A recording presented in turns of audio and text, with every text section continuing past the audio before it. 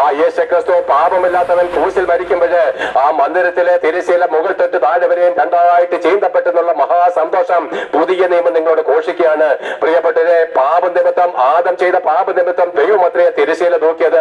ദൈവം ഇരിക്കുന്ന അതിവിശുദ്ധ സ്ഥലത്തേക്ക് ഒരു മനുഷ്യനും കടന്നു ചെല്ലുവാൻ കഴിയാത്തവണ്ണം, ദൈവത്തിന്റെ വിശുദ്ധിക്ക് മുമ്പിൽ ഒരു പാപിക്കും നിൽപ്പാൻ കഴിയാത്തവണ്ണം, ദൈവത്തിന്റെ വിശുദ്ധിയും മനുഷ്യന്റെ പാപവും നിമിത്തവും ദൈവവും മനുഷ്യൻ തമ്മിൽ ശത്രുത്വമായിരിക്കും നടിച്ചുവര് ഒരു തിരശ്ശീല കൊണ്ട് മനുഷ്യരെയും ദൈവത്തെയും തമ്മിൽ ദൈവം വേർതിരിച്ചിരുന്നു.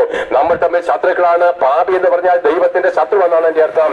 എന്നാൽ പ്രിയപ്പെട്ടവരെ, നമുക്കറിയാം പഴയ നിയമകാലങ്ങളിൽ ശലോമോന് ദൈവത്തിന് ആലയം പണിഞ്ഞിട്ട് 1,20,000 ആട്ടുകൊറ്റന്മാരെ അറുത്ത് രക്തം ഹോമപീഠത്തിൽ ഒഴിച്ചു.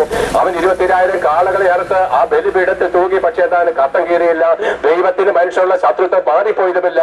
എന്നാൽ യേശുക്രിസ്തുവിന്റെ പരിശുദ്ധനായിരിക്കുന്ന കർത്താവിന്റെ ശരീരം ഈ ക്രൂസിൽ തകർക്കപ്പെടുമ്പോഴ് ആ തിരശ്ശീല മുകൾ തൊട്ട് താഴെ വരെയും രണ്ടായിട്ട് കീറിയിട്ട് ഏത് പാപിക്കും ദൈവത്തിന്റെ അടുക്കിലേക്ക് പുരോഹിതന്മാരെ കൂടാതെ, യാഗങ്ങളോ ബലികളോ കർമ്മങ്ങളോ ആചാരങ്ങളോ വഴിപാടുകളോ കൂടാതെ നേരിട്ട് കടന്നു ചെല്ലുവാൻ ദൈവം ജീവന്റെ പുതുവഴി പുതിയ നിയമം ആരംഭിച്ചിരിക്കുന്ന. പ്രിയപ്പെട്ടവരെ, ഇനി യാഗമില്ല, ബലികളില്ല, കർമാചാരങ്ങളും വഴിപാടുകളും ചെയ്യുന്നവരെല്ലാം യേശുക്രിസ്തുവിന്റെ രക്തം മുഖാന്തരം നിങ്ങൾ കുറ്റക്കാരായിട്ട് തീർന്നിരിക്കുന്നു.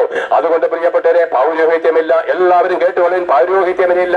എല്ലാ ജാതി മത്സരം കേട്ടുകൊള്ളിൻ. പൗരോഹിത്യം ക്രൂശിൽ വെച്ച് മായ്ക്കപ്പെട്ടതാണ്.